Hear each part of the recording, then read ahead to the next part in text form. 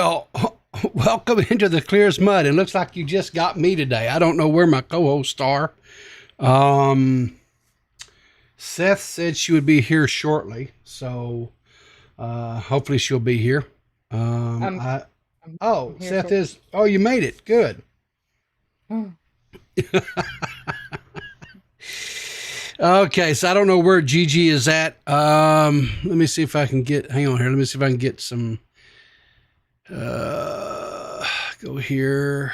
Go into here. I guess I'll just turn on the pictures. I guess I don't know.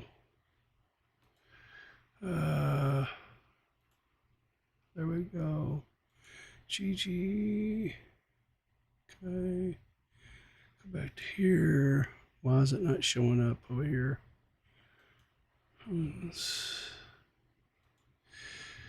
What the crap?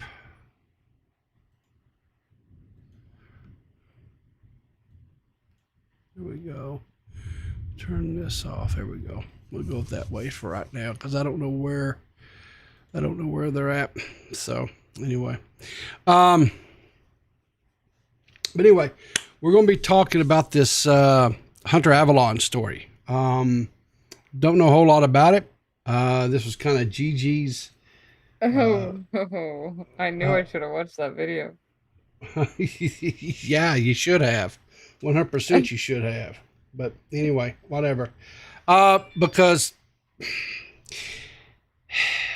I don't know where she's at. I messaged her, but Okay, let me do the story, people. I got you not well. Okay, so I got anyway, this. you got this, huh? I got this. Okay, let me um so there's this guy called Hunter Avallone. Okay, he's a Mm-hmm. YouTube guy. He does like YouTube videos. He used Mm-hmm. to be What? primarily right wing, but he's like lefty now or whatever, right? Okay, so he's like a bread tuber. He's like a bread tuber, yeah. Okay, all right. And apparently, his wife had sex with someone else. That's the story. That's the story. Okay. That's the story. Okay. So here's the thing. I watched this video that this guy. What is this guy's name? Hang on here. What was this guy's name? The other guy. Um, Kingston. Kingston Hawk. I guess is the other guy's Talk about name. the Areolas. Boring. Talk about something funnier. Listen, JFA. I would be glad to talk about something funnier. What would you like to find and talk about that's funnier than? I'll talk about how I fucked JFA's mom. Whoa, whoa. Okay. Oh, Gigi's joined us. Hey, Gigi, how you doing? Hey, Gigi, we already covered the story. We're about to wrap up. I don't think her mic's working. She's either that or she's not really here. One of the two. I'm not for sure. So, um, but anyway, so I was watching this video, right? And here was the thing. I don't. There's this. I guess there's this thing going around saying that Hunter, I guess, is a cuck, right? And that's kind of the consensus. But from what I've saw, I didn't see it that way. I seen a guy who was married to this woman who was bored with the marriage or bored with Hunter or whatever you want to call it, right? And started sliding into other guys' DMs and, started having these illicit conversations. So And, here's the scoop, okay? I think people when they say he's a cuck, I think hmm, they just mean that his wife fucked someone else. I don't think they mean an actual cuck. okay, but all right. And that's fair enough, I guess, because Lord knows, especially online, we taken co-op words to mean nothing of what the original definition of the word is. So fine, whatever. If that's what they want to use to, if that's what they want to do to, what do you want to call it? Label him as a cuck because his wife went out and cheated on him. Yeah, yeah. I think it's just kind of a they're using it just kind of like as a light name calling thing. Okay. Well, like I said, from what I saw, to me, my understanding of what a cuck is, though, is that you part of your gratification, sexual gratification, is watching your significant other um, have intercourse with somebody else that is not you, right? Yeah, yeah. Kind of like what we saw with the what was it Snako, where he was taking his girlfriend, whatever, to these swinger parties, and he was laying on a bed next to her while she was getting, I think the term they used, her back blowed out by this other guy, and he was sitting there listening to her moan and had to get up and leave. Yeah, something like that. Yeah, so to me, that's my definition, or that's my understanding of a cuck. So, um, Yeah, yeah, that's like the literal term, but then you could yeah, also just use it as a like name calling thing, I think. okay. So, Gigi, did you get your audio working, mic and stuff? I think so. Can you I, everyone hear me? yeah, awesome. So Um, let me get your stuff fixed here. And that's not showing up. So let me. Oh, let's see here. Well, hi everybody. I guess I came in on the whether what we think being a cuck is, and actually I had some thoughts on this because so I Because should you're a probably cuck. back. No, because I'm an Okay. autist and human behavior sometimes doesn't make sense to me. And so, like, one time I was trying to explain why I thought people like to be peed on, and my logic was so far off the mark that I now realize that I just have to ask what it is that people enjoy about things. And what I've been told about cucking is that some people feel like they're such a piece of shit that to have someone treat them like a piece of shit is like a release for them. It's cathartic. So Mm, in this case, he's like, especially if he's like one of these red pill guys who is always in control and has to always be manly and worried about like his money and who has his back and all this stuff. It hmm. might be invigorating, enjoyable to be subjugated like purposely, especially, and I've heard this is true, that like there is a racial factor him, so him being cucked specifically by a black man could also like play into racial guilt, or because generally speaking black men are seen as more virile, right? Like they could be a Really? factor there. Really? Yes. Mm-hmm. Why is there? Talk about the Areolas. Hang on, Beaver McWood, tip $5. Have a seat. If you really want to know what being a cuck is all about, then look no further. I have an expertise on this subject. Really want to know what being a cuck is all about? That does sound like beavers. Yeah. Yeah, that Okay. does sound like him. I'm sure he's the one who donated that. I'm sure he probably was too, and not JFA Sure. at all. Yep. So, question. So, my takeaway from well, I watched the video and then I, did some other.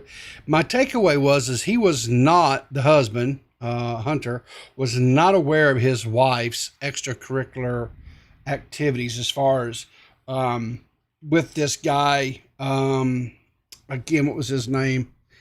Oh, crap, I said it earlier and I forgot already. Kingston Hawk. So, um,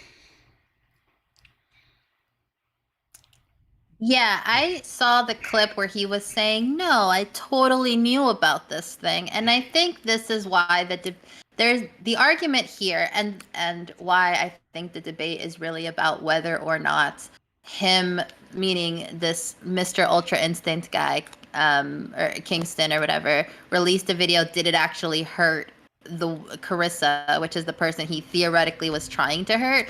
Because in either she was cheating, at which point it makes a Hunter look bad, or he knew about it, in which case he's a kink and a cuck. And I don't kink shame here, but I do feel as though, from his perspective politically, neither of those two are a win. So, which is, as other people have made the point that this is all a gay op to help Carissa's OnlyFans, and like I can see it because I don't see how this hurts her.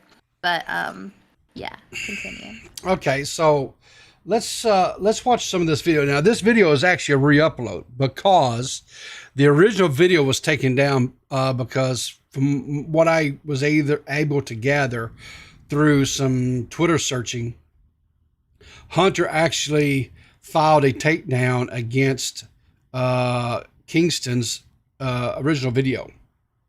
So the video we have is actually a re-upload of it. Anyway, let's just get into it, I guess. And I do have this at 1.5 speed so we can kind of just get through it a little bit faster.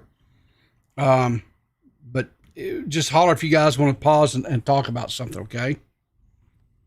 All right. Hey y'all, this is Kingston Heart. Just want to go on a quick rant. Real quick backstory. You know, I did a debate with Hunter Avallone like a year ago, and I guess I'd been following this chick because of that. She was like saying her own shit about the same topic, and I seen it, and so I just commented, and I can't remember what I commented, but just something to the extent of like, I don't think she... The only thing that was a little bit confusing to me, because when I first saw this, started watching it, he said this I was following this chick because I had this debate with Hunter Avallone, and then, but in actuality, it was Hunter's wife. Why he doesn't identify that up front, I think is a little bit weird to me. And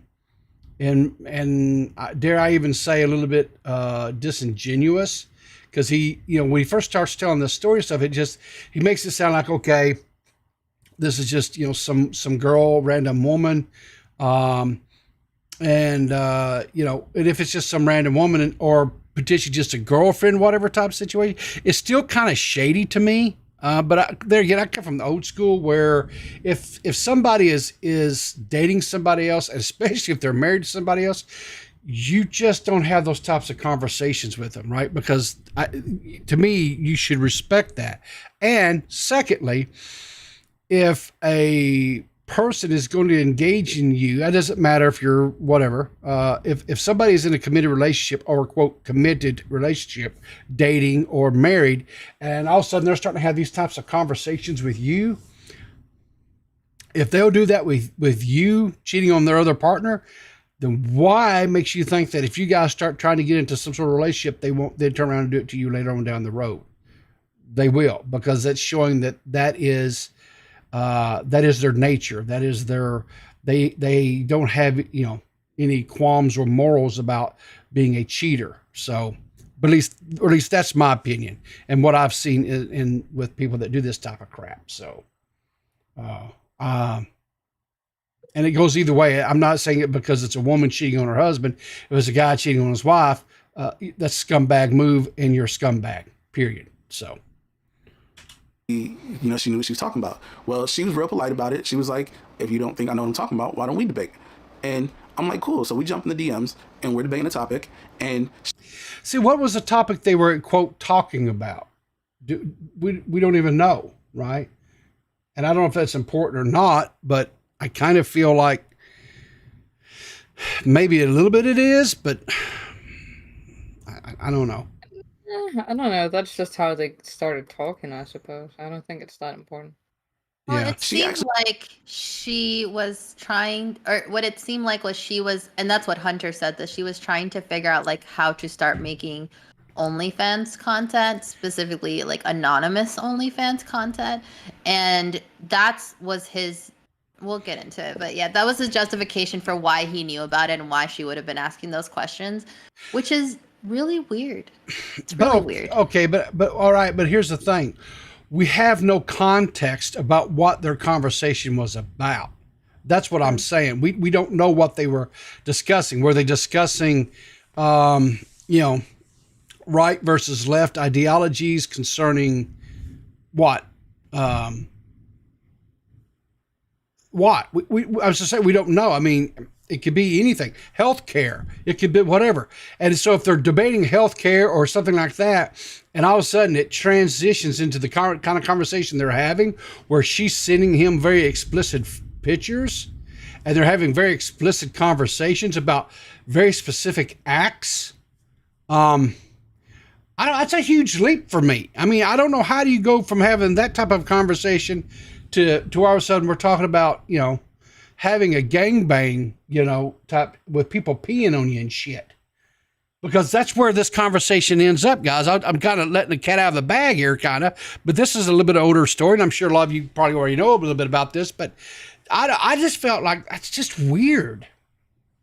But I agree. Actually seems a lot more reasonable. Can I just say, like, and this was brought up, like, what in your morning show when we were talking about Florida and people's sexual orientations, and I think it's gotten this way with the younger generation in terms of, like, what are relationship definitions anymore? Like, when you're talking to somebody, like, what does this mean? Does it mean you're only talking to them? Does it mean if their friend asks for your number, you're not allowed to give it? Like, so when they're talking about, like, the subject at hand, it almost doesn't feel like the way it used to be, where, like, there wouldn't be these kind of leaps. Yeah. Okay. But so there are that now where I've known people who were sleeping with people, but also somehow, well, I don't really know them that well. We just fuck sometimes, and it's like, okay. I mean, not that there's anything wrong with that, but it's definitely different to where, at least when I was younger, where you could be like, oh, well, so and so and so and so aren't together, but they're talking, and generally people kind of respected that, I guess, and that's not really a thing anymore. Like, yeah. So I know there's, like, they sometimes got friends with benefits, fuck buddies, whatever you want to call it, right? That type of thing, right? I know when my sons were younger, and they're, like I say, they're in their 20s now, right? So, we would ask, you try to stay somewhat, invested in your kids' lives to make sure that, they're, and then it gets in the teen years, it gets a little bit weird, right? Because you want to extend them some privacy and stuff, but then you also still want to kind of make sure they're making good choices, right? And so we'd ask them, say, how's things going, right? Is there anybody, people you're interacting with or having, whatever? And he's, oh yeah, well, I met this girl, whatever. I said, oh, well, we're just talking, Dad. Well, what does that mean? He goes, well, there's talking, and then there's talking. Well, okay, I said, you got to explain this shit. What does this mean? So if you're talking, that's just you're friendly with each other. There's no type of romantic inclinations. You're just friends, right? But if you're talking, then that means you're friends and you're trying to move into possibly, going out on a date, seeing if there's any type of actual interest there or whatever, right? And I said, okay. Well, back in my days, you either were just friends with somebody or you were dating somebody. The whole dating was the getting to know each other. The whole dating was to see if there was any type of chemistry there, if there was anything of, like, did you want to be, move, whatever. But nowadays, I guess there's like a middle stage where there's, quote, talking, where you're not really dating, but you're kind of dating. It's like pre-dating, I guess. Hell, I don't know. Okay.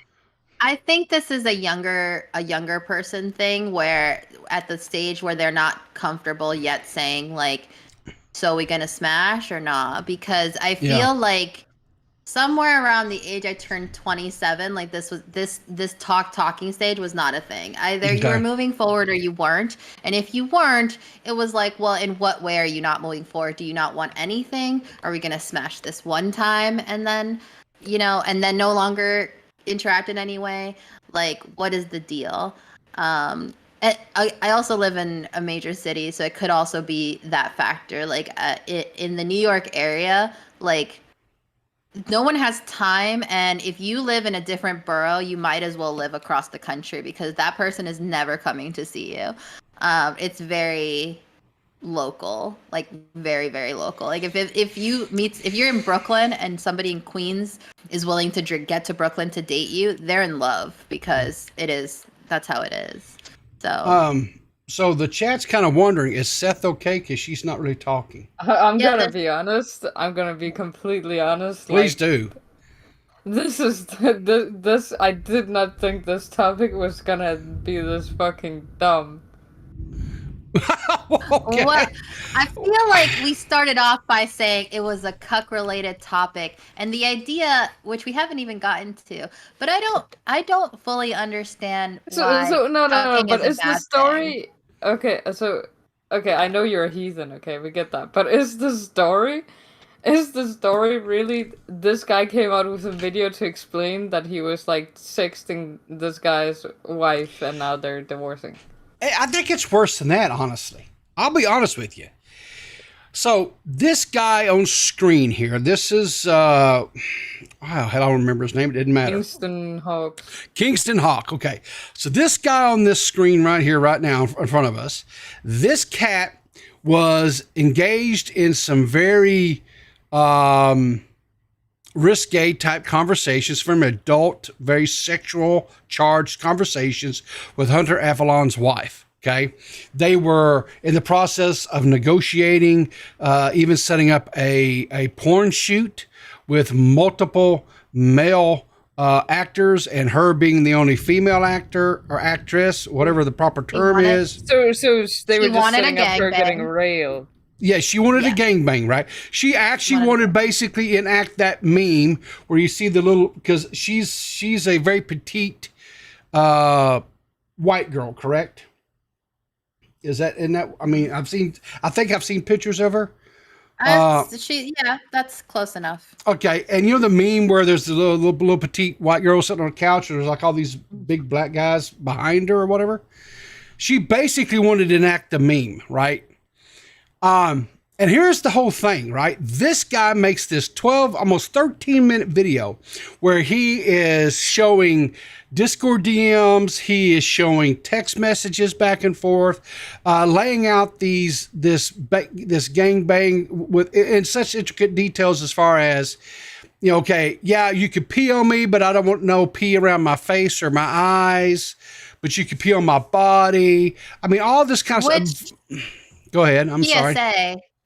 PSA for anyone who's into this kind of lifestyle. And listen, I'm lifestyle adjacent. Let's not start any rumors. This is exactly what you're supposed to do. You lay out specifics and boundaries beforehand so everyone has a good time. This is the proper way to do it, people. Don't let anybody tell you that these details are unnecessary. They're very necessary. Continue. Okay, I guess in the sense, if you're getting ready to commit and make a movie. Yeah. Okay, fine. If you're getting ready to get into a room with a bunch of horny people, especially a bunch of horny dudes, you lay out the specifics in advance. I feel like this is prudent information. Let me just tell you, this is way out of my wheelhouse because I'm pretty traditional dude. Okay, me, the wife, and that's it. There is no. Okay, you call it. I'll kink shame the shit out of people. I don't give a damn. Okay, this shit is not normal. This shit is not. And if you're married, I'm sorry, psychologically, I don't know how either side, right? Male, female, it doesn't matter, how you partner can go out and engage in these type of activities and it not psychologically screw your head up. I'm sorry. I don't understand. But again, I'm very old school, very traditional. And to me, and in my way of thinking, this is fucked up. I mean, it's just fucked up. And I can understand why, if she's into this and if this is the kind of lifestyle she wants, and if Hunter was, from what I've seen, he's a little bit more traditional in his beliefs, I could see why the hell he'd want to divorce her ass. I'm sorry, but I kind of can understand that. I agree. You know, Listen, I'm not for kink shaming anybody, but I also definitely have friends on both sides of the sexual adventurousness spectrum.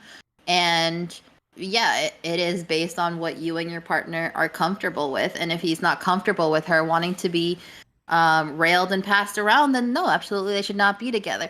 But I think going as far as saying this is not normal is insane, because first of all, how old is that meme? I feel like that meme was around when I was in elementary, and like I've seen that meme before I knew it was that meme, but I've definitely seen the layout of the one chick and the dude standing around her before I ever knew what that meant. So I really think, you know, don't yuck people's yum, but also find a partner that meets your sexual prowess. Okay, well, I'll keep my mouth shut on that because I promised someone I'd be respectable today. All I can say is that I'm sorry, but again, I'm old school. I have old school values, old tradition, just your traditional type shit, and I don't understand it. And if a person is single and they want to go out here and bang somebody every night, I guess more power to you. But male, female, in my book, it doesn't make a difference. You a hoe, and it's just that simple. And there's nothing wrong with being a hoe. There's nothing wrong with being a hoe. There's something wrong with it, okay? Because you guys don't get this, okay? But one of the most important aspects to being a successful person, okay, is self-control. If you don't have enough self-control not to just fuck every single person you see, then you are a lowly kind of human, and I do not want to spend time with you. Yeah, I you think would never be anything. I would argue that there are sections of the kink community that are quite big fans of self-control. Okay, yeah. You know what I mean? You know what I'm saying? But that's not real self-control, because what you're really doing is you're being a human. You're being a human, and you're getting you're just getting like your gratification. But okay, I would like to say what in the world is wrong with that? Like what else are we here for if not to have a good time? Don't hurt nobody. Ideally, don't hurt yourself unless you're into that. And well, I'm just saying, I know for a fact if you can't even like keep yourself like from fucking every single person you see, if you don't even have that little self-control, you are never gonna get a good fucking job, and you are never going to become a principled human being. DMax, I was talking about autoerotic asphyxiation and not edging. Thank you very much.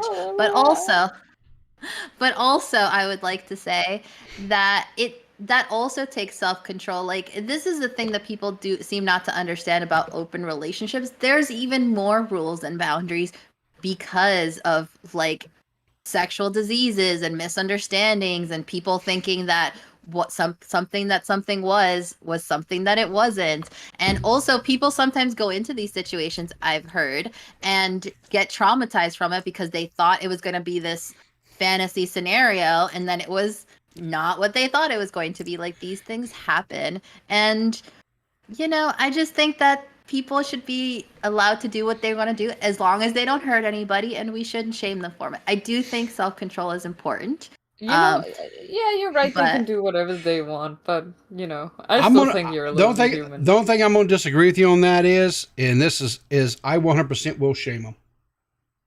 Period. Because, and that boils depends down on what it is. No, no. See, this is where we're going to have a disagreement, because if I look at someone and I say, and this person, male or female, it doesn't matter, and they're out here and they're just having sex at a drop of a hat, and I want to look down on them and look disparagingly on them like they are a very low moral, low character person, I 100% can do that. And I can look at them and say, well, they're slutty, and have a very low opinion of them. Why? Because it's not matching up to my morals. So when you match up against my morals, and I look at that person and I don't want anything to do with you because you're slutty, that's fine. I 100% can do that. And if they ask me, well, why? I said, because you're a slut. Male, female, doesn't matter. I've had people I've known that were males it falls in that same category, and I thought they were very low character, low class, and I just have nothing. I distance myself from them, have nothing to do with them. Same thing with women, right? Now you can call that shaming, you call whatever you want to, but I 100% can, and I do that. Period. Because this is just choosing the kind of people you prefer to be around. I think if I placed a higher value on, I don't know, sexual conservatism, then I would probably not be friends with some of the people that I'm friends with. See, I don't even think it's sexual conservatism, right? To me, right, the most sacred thing that a person can do is to share their body with somebody else, right? And so if you're out here sharing your body to feel some sort of physical gratification or physical need, and you're doing it numerous times a week with different partners every time, then you're cheapening, to me, you're cheapening that whole experience. And my point is this, is if you like sex, because let's just all be honest here, sex is fun, right? Sex is enjoyable, especially if you're doing it right. And especially if you have a partner that intention is to make sure that their partner is as satisfied as they are, if not more, right? So you're attentive to your partner's needs. You should need multiple partners. One should, and if the person is not meeting your sexual needs and they're not satisfying you, that's fine, right? Just don't keep going back to that well. You see what I'm saying? And so I have a very recent example of this with a friend of mine who is what does he call himself? He's a sex educator. But in his personal life, he is married. His wife has another husband in addition to him, and he feels that really works for them because something that is important to him is novelty. And so he has sex with multiple people, sometimes at the same time, pretty much daily. Like their life is more complicated than that. But and he has decided this is something that is novel to him. At the same time, like some things we'll talk about is how, him and his partners are in the process of trying to get pregnant and deciding what that family life is going to look like. And it doesn't seem to me like their lives really cross over. I just think I hear what you're saying about cheapening it. I think I think especially with the younger generation, they don't see sex as something as sacred, and I don't know whether it is or it isn't. Like this, I feel like this is my body, and it causes me plenty of trouble. I have to feed it, sleep it, water it, all this shit, and occasionally I get to enjoy it. And well, guess what? I'm a prude. How about that? So, but there again, I also grew up, and I still believe this, that it's best to wait to have any type of physical intimacy with someone until after you're married. I believe that is the best practice. But okay, well, I wouldn't personally go that far, people. Okay, that's fine.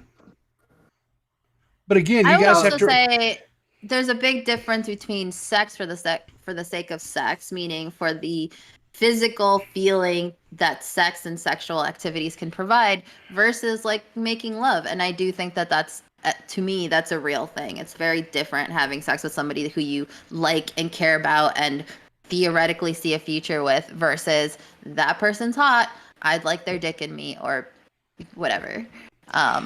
But again, we have to remember something, guys. I'm from a whole different demographic and a whole different generation.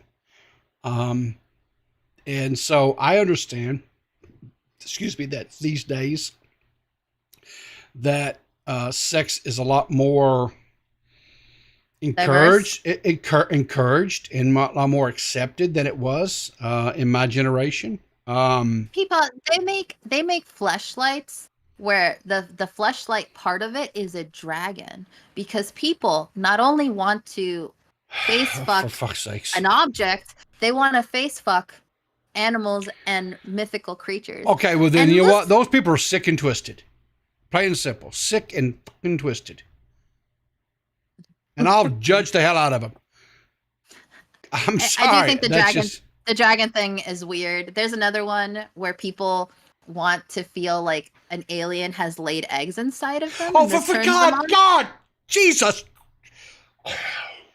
This is listen. Here's why I know about this. I was doing some research on the history. Listen, the history and progression of sex toys, and a sex toy for this particular interest came up, and I was like, I didn't understand it, so I did a little bit too much research, and some people's wires get crossed with like fertilization, and this becomes a thing. Like, I'm gonna take a shower. And this is a thing. I'm really going to take a hot shower and scour my body after this damn podcast. Jesus Christ. Also, there's a this great might be- movie. There's a Okay, great go John ahead. Waters movie called what is it called? Let's Go Sexting with the woman from Strangers with Candy, and Johnny Knoxville is like the main dude in it that talks about people's different sexual kinks and stuff. It's great. It's really funny. It is a John Waters movie, so if you're not into camp, you're not gonna like it. But it also gives you an introduction into certain kinks that is not. In some cases, it's very horrifying, but in others, it's very normal. Okay. Like, so how about that guy getting cucked? All right, so let's wrap this up real quick, okay? Because I want to get back to the story and wrap this up and move on, because this is getting me in places I'm not comfortable with. Just me, okay? I'm just not. All right, so this guy here. Can I be happy that I weirded out Seth? I'm so happy. I don't think I'm gonna tell you something. You've done that before, buddy. Okay. I'm incredibly sexually repressed, and I'm happy about it. Okay, Well, so we all know about you Europeans, so. all right. So this guy, here's the thing. So he engages in this affair with Hunter Avallone's wife. Okay. Why did he make it all public? Real simple. Because somebody told him that somebody else said something that made him believe that potentially they were talking behind his back about him doing this thing. So all of a sudden he makes a 13-minute video showing very explicit conversations. And from what some other research I saw was a stream from Stardust going over this. She says that the original video that was put out. Oh God, JFA, what are you doing now? Well understand if you need to take a quick I don't need a cold shower. I need a hot one to scrub this off, because I feel very vile right now. But we seem to have some other callers that would like to chime in on these topics, though. okay, let's just wrap this up and then we'll bring them in. That's fine. So, I know exactly what DMax is going to say, by the way. So here's the thing. This guy spills up all the treasure. He spills up all the tea, dishes, everything up, whatever you want to call it, because the telephone line started going out there talking. So he doesn't even really know if anyone was talking or whatever. He doesn't know. He just does not know. So he thought, to be preemptive, he was going to put all this stuff out there and expose everything. And that blows my mind. Rather than just going and talking and trying to get to the bottom of it and have a conversation offline to possibly settle this, to possibly squash this.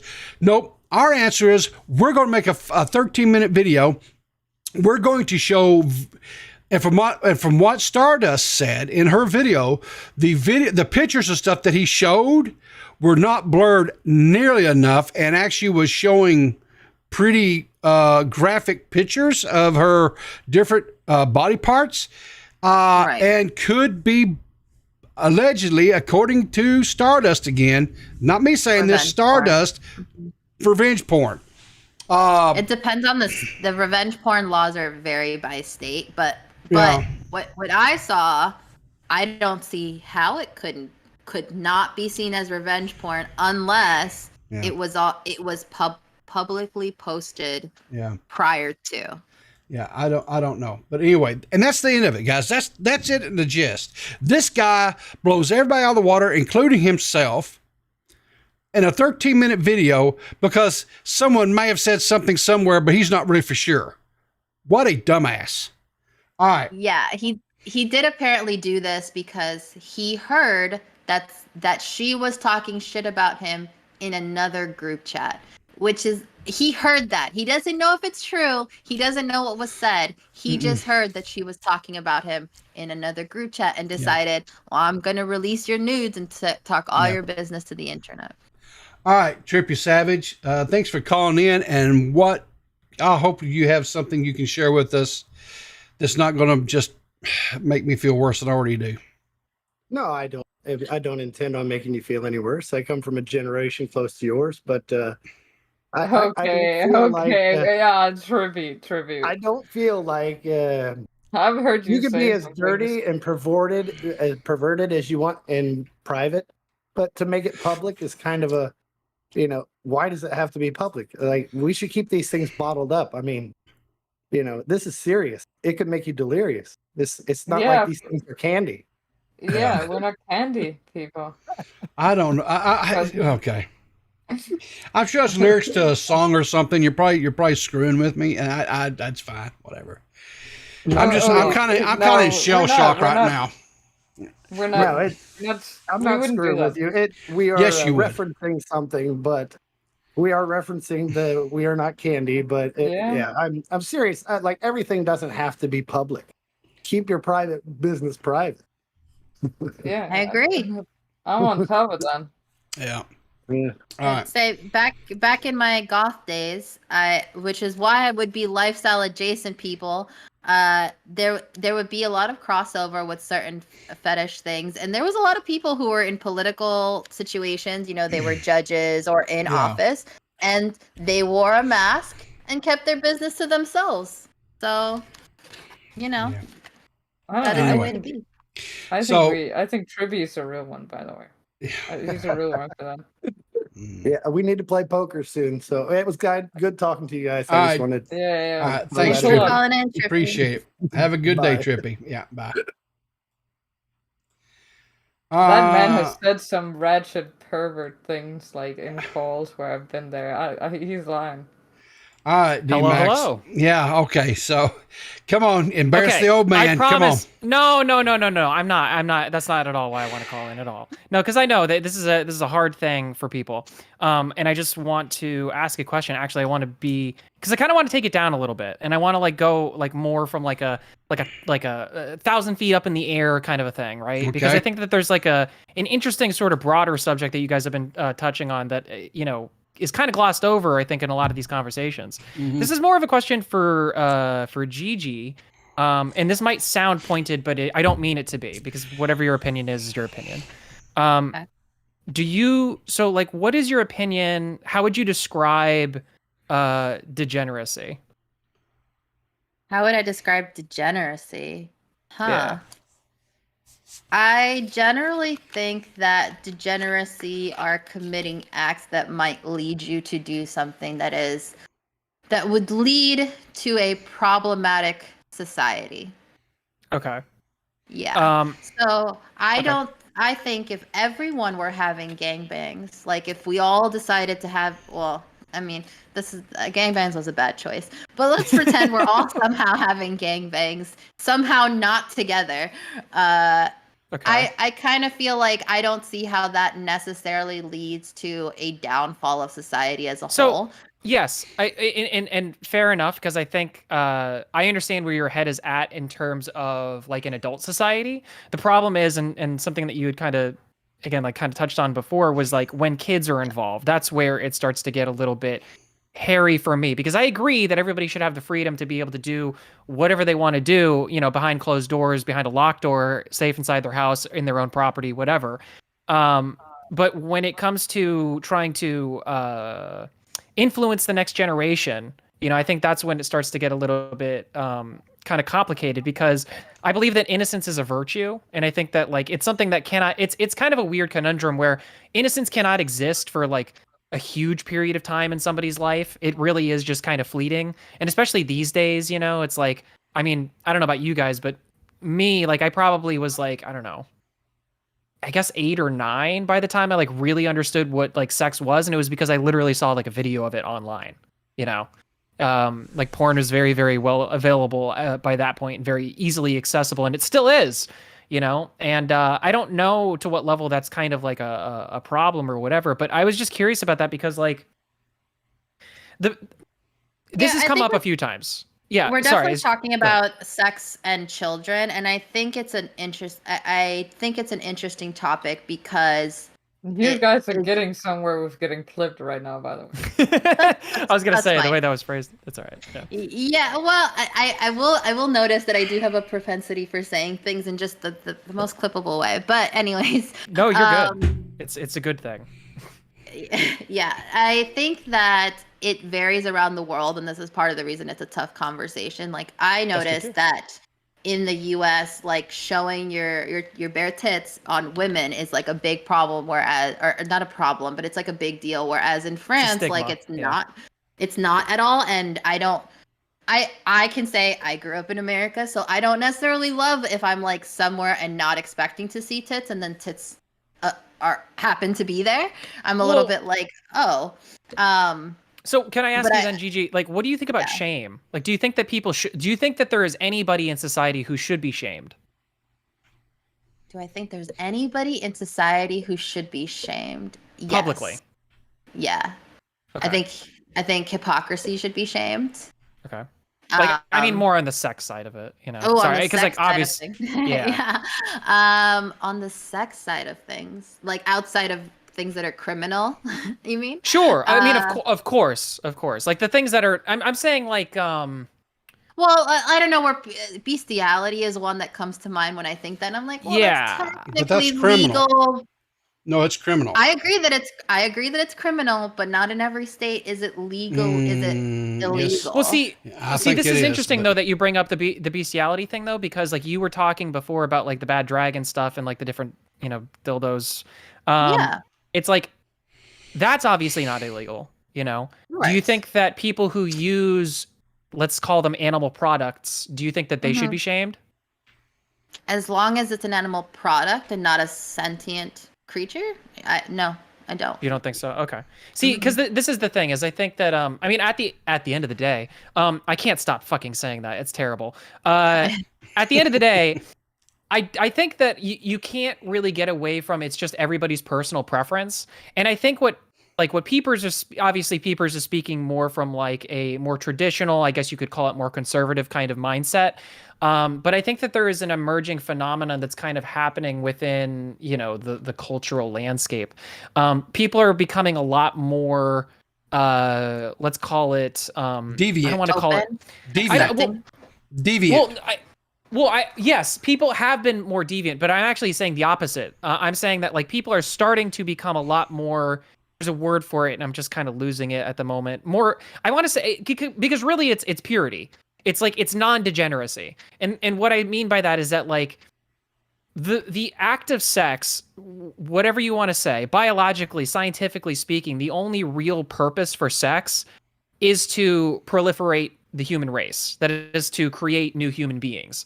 Everything stacked up on top of that is cherry on top. You know, it's sprinkles, it's all the stuff. It's not the cake. You know what I mean? I really want to argue with you on purpose there, but for the sake of this conversation, I will let it go. Don't let it go, because I mean that seriously. I have a question for DMax, for Gigi, and even Seth. I have a question for you. All right, so we are right smack. Well, we're coming to the tail end, I guess, at this point, but we're in Pride Month. Okay, and so there are Pride parades that are going on everywhere, right? So, what are your feelings about people who attend these Pride parades, but they are wearing like different types of bondage type, BDSM type, yes, apparel, and they're walking in the parades, you know, in front of children and families and in full display. So I'll start with Gigi. What do you think about that type of stuff? So this is a very hard question for me because I haven't decided where I land on the whole, if kids celebrate Pride, is it indoctrination? Because I do think there is a real question of do the children understand what it is that they're celebrating or what it is that they're even talking about? And I don't think that's the case even most of the time. Like, even if they're saying they do, they don't, because ultimately sexual orientation is about sex, right? It's about who you're fucking. And in my opinion, I would say, because I know people argue with that, and I also am someone who would say that I'm pansexual, but almost as happenstance. I'm attracted to who I'm attracted to, and I don't really worry about details. That's That's my deal. I've also said this about gender. Like, I was born a woman, so that's the thing I'm doing. But I don't. This meat sack situation is like what occurred in my opinion, from my experience in a lot of ways. So with something like Pride, on the one hand, I don't think bondage gear is inherently sexual. I think of it as fashion. I am a former goth, so like I'm the wrong person to ask about what is appropriate fashion. But there's a huge difference between goth and bondage. I mean, there is, but especially in Miami where I grew up, those two communities are like they're tied together. You can't. Sure. They're inseparable. Yeah, so, there's overlap. Yeah. I'm not saying there isn't. I'm just saying that like you. Yeah, go ahead. So sorry. people are saying in terms of wearing bondage gear to something like a pride parade, first of all, I think once you're in public, sorry, your kids are going to see what they're going to see, and it's up to you to deal with that. You decided to have kids. People are allowed to do what they're going to do. I don't care if it's a pride parade or any public street. Like, if somebody wants to wear a bondage harness, the day-to-day, and I've seen this is a fashion item.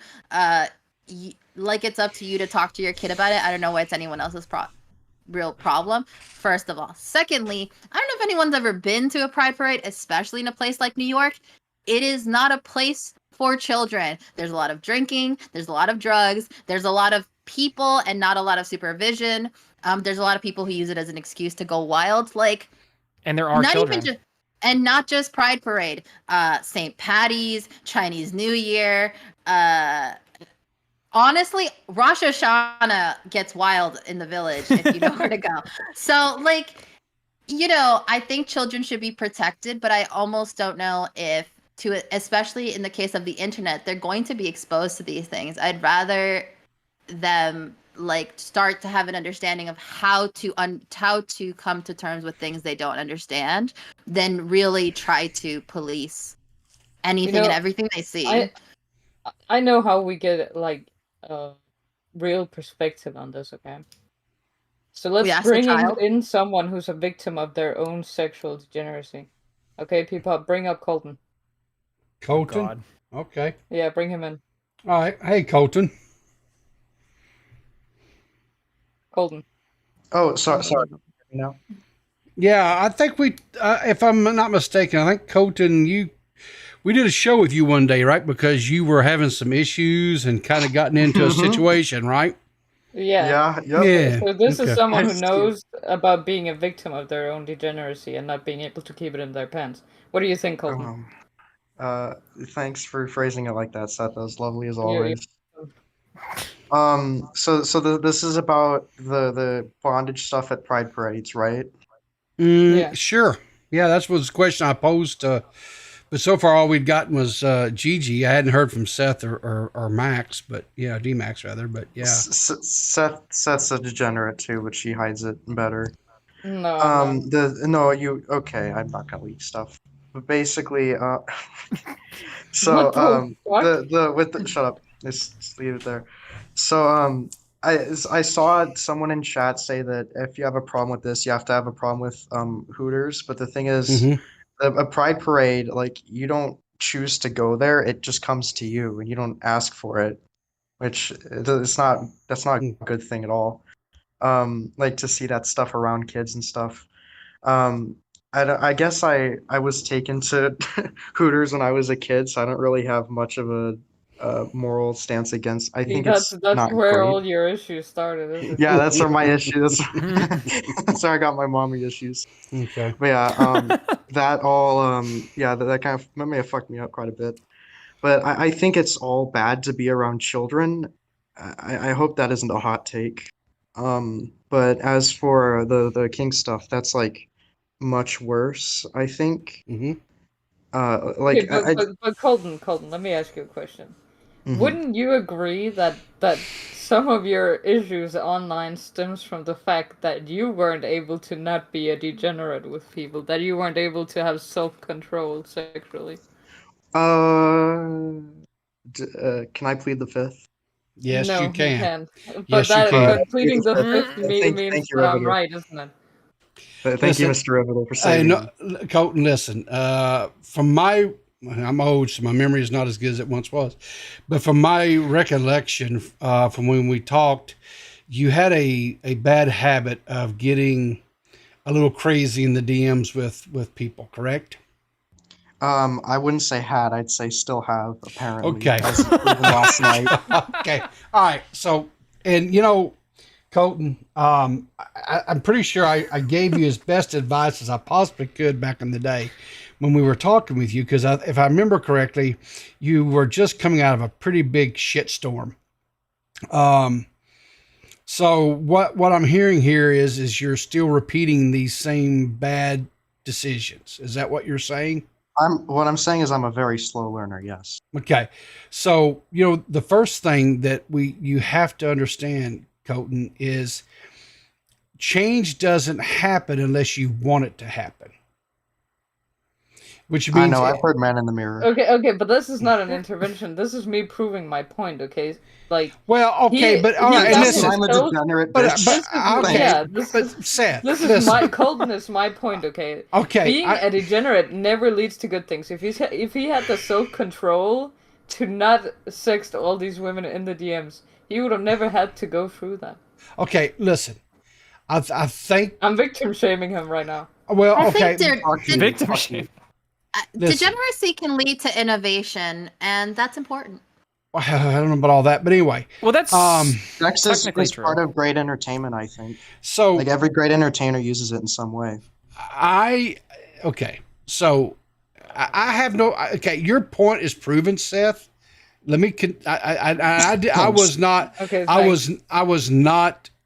was not in opposition of your point, because I think your point had some good validity. So let's move past that. Well, now I've proven it, so now you all have to start being, good people who. No, you don't. But here's the thing, though, right? That's not entirely true either, right? Because if you're somebody who does not agree with the point that you're trying to prove, right, and they don't look at being promiscuous in your lifestyle and being promiscuous within, even online, as far as, having multiple different whatever, and you don't see that as something that doesn't line up as saying, oh, that's immoral, right? You don't think that's immoral. That kind of refutes your point too, right? And the thing about it is one thing that I know, I cannot impose my morals or my ethics or my values on anybody else. My morals, my values, my ethics are mine. Have they shifted and changed a little bit over the years? Yes. Okay. But my core root is still there as far as morals and ethics and values. What I would encourage Colton to do, right? Because if he's not happy, if he's tired, and really what it boils down to is Colton has got to get to a point where he's no longer happy with the results in his life and what's going on. You've got to say, okay, well then you've got to make a commitment to make change, and that probably is going to involve you getting a professional to talk to you and help you hopefully break out of that cycle. I know almost nothing about your situation, Colton, but what I do know is that I'm gonna say 99.9999999% of any interaction that you have online that is romantic is complete and total nonsense. Yep, and is not worth your time. Exactly. Absolutely. So that's kind of my that's my only advice to you, is just to realize that, like, anytime that you slip into DMs with anyone, it's going to be more trouble than it's probably worth. It just seems to be the case, especially in certain communities, especially in this community.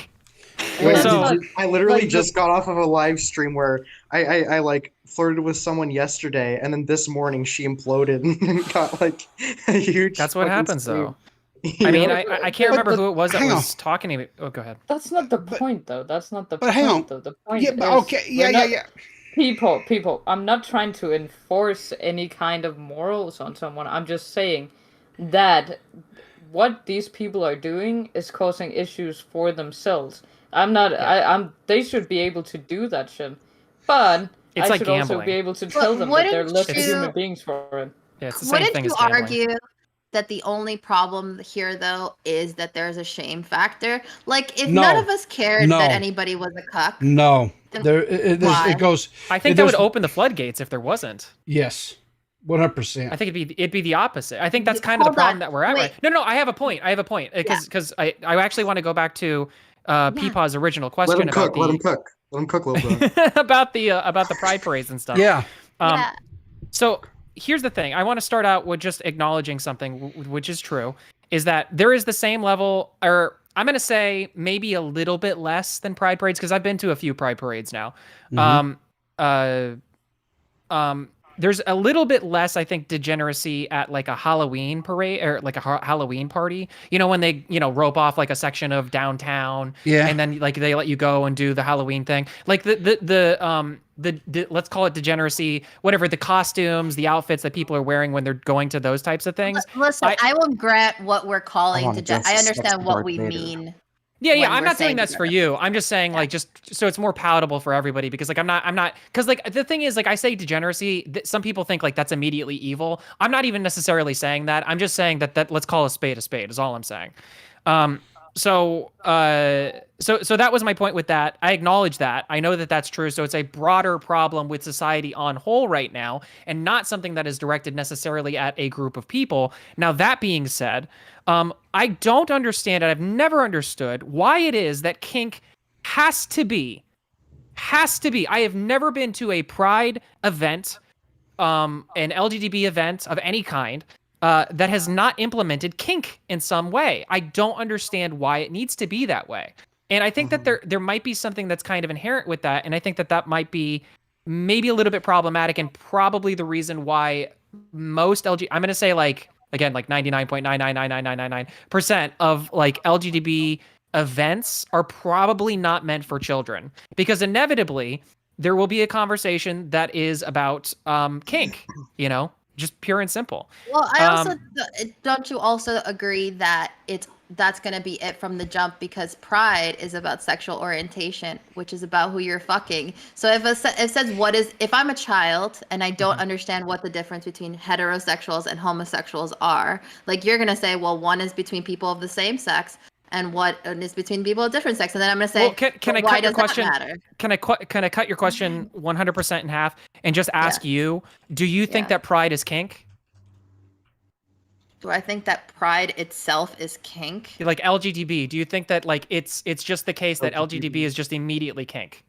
If we are defining kink as an inherently sexual activity, or one meaning for sexual activity, then I have to say yes. Yeah, because that's kind of where I'm at too. Is it's hard because I want very much to be able to come up with some sort of smoke screen or some sort of way to like kind of talk around that, but really at the end of the day, you can't. It's just true. LGBT is kink. So I think that that's kind of the inherent problem with this conversation. And when we talk about children with this is why we kind of have two different conversations going on. We have the one that's for adults, consenting adults, and we have the one that's for children, right? The one for children is saying, let's leave the children alone and let them foster their, or let them be able to broil in their own innocence until the time that they are equipped enough to be able to understand these concepts on a deeper level, and then the other is just saying like live and let live, right? So that would be my answer to you, Peepaw, is that like, look, I have been to, like I said, a few different pride parades. On varying levels, right? There used to be there's actually, I think, 3 pride parades that happen in Orlando pretty much every year. There's one in October, which is this is the city of Orlando's Pride Month is October. There is another that happens for like Pride in June, right? And then there's another one now that happens also in another day in June for Pulse. So there's like 3 pride parades all year round, and a few other like smaller things that kind of happen in between there too, just at bars and stuff like that. But it ends up kind of branching out to the broader downtown. So just like anecdotally, right? And this is a totally anecdotal thing, but I've noticed that there's a lot of troubling things that you kind of see there. And one example that I have is I was living in Orlando, downtown Orlando, just trying to. This was one of those days where it was like a day in October. I was like just getting home from work. Pause. Was this before or after the Pulse thing? This is after Pulse. Okay. After Pulse. Yeah. So I believe actually. Well, actually, to be honest, part of this story is that this happened twice, and I think now that I'm thinking about it, it was actually before and after Pulse. So, yeah. Okay. So anyway, I'll go with the first one though. The first one happened before Pulse. So I am trying to go get some food. There is a Publix. It's a grocery store right down the street. I literally just have to like get out of my condo and walk downtown, and it's right there. It's like a block away. But the block that I have to go on is actually the parade route, right? And I could have gone a back road or whatever, but it's just a straighter line if you just go straight. Had to go through the crowds or whatever, but I'm thinking to myself, it's a pride parade. I might see some fun stuff. I don't know. It's a good walk. You know, who cares? I get out there, stretch my legs. So I'm going and I'm walking, and I of course run into many members of the LGBT community, and one such member one such members was a group of guys who kind of like were in my way. I couldn't like kind of move around them. So I was trying to like, you do that kind of like dancing thing where you're trying to like go around somebody, but you go right, they go right, you go left, they go left kind of a thing. It's like a coincidence sort of thing.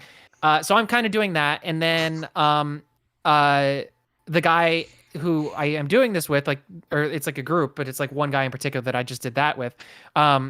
He's like, "Oh my God, you're so cute," or whatever, right? And then he goes up and I think tries to like maybe touch my stomach or whatever, but ends up kind of like grabbing my junk. Yeah, like right at the crotch. And I mean, that really took me off guard because I'm like, I'm here in the mid, and this is like also too, like I was a lot more, let's call it reserved at that point in my life. So yeah, so it was a very uncomfortable type of thing, and I was very kind of put off by it. But in the heat of the moment, I'm just thinking like, oh God, like I just don't want to have a problem. I just don't want to have any problems. I just want to walk away. Especially at that point in my life, I was very, very self-conscious about a lot of that stuff. So I just was like, whoa, I put my hands up immediately like that. And then the rest of the group of guys ended up being like, oh my God, he is so cute. And then one of the other guys ended up like patting me on the ass as they were walking away. And so I was just kind of sexually assaulted, bro. Yeah, so W Riz. Yeah. What are we thinking, chat? W or O Riz? I mean, DMax is kind of cute. Oh God, yeah. Well, so that happened, right? And then I ended up kind of shaking it off and kind of going about my day, right? But then several years later, I think it was several. It was the Pride Parade. It was a Pride Parade after Pulse. I can't remember how long after Pulse. I want to say it was like 2 years, maybe. It was another type of situation like that. But this time I had learned from my past mistake, and I decided to take a back road. Well, needless to say, I kind of got accosted again. There was a guy who was kind of across the street and ended up being saying something like screaming at the top of his lungs, something along the lines of like, "Oh my God, I saw you in my dreams," and like ran over to me and like hugged me and stuff. And it was just like another one of those things where I was like, I really don't want this. Like I didn't want that at the moment, but I just didn't want any problems. And again, I don't know who was around me or whatever, because I just kind of shut down. And so that was like a very thing. And I'm just thinking to myself, like, I don't know if there is any other, like, and again, anecdotal as hell, right? But I don't, because like reflecting back, right, of all of the different downtown events and stuff that would happen, there, I can't think of another event where that sort of thing would happen and people would not react. Because at least the second one happened like there was nobody around, very few people around, and if they were, they weren't paying attention. But the first one happened pretty much in a group, like a crowd of people. And I would imagine that people would see the stunned look on my face and the fact that I was not wearing any Pride apparel. I was just dressed in plain clothes. I think I was wearing show blacks. Like I was off of like a show, and I was just like trying to, get my food, go home and shower, and then cook and eat and go to sleep and then work the next day. It's just like that always kind of stuck with me. And it's something that like, whenever you talk about like the thing with the kids, I'm just thinking like, there were kids there too. I don't know if kids saw that, but I never really knew how to kind of parse with that, after that. And then of course I started doing the gay film and all that stuff. So I kind of learned a little bit more.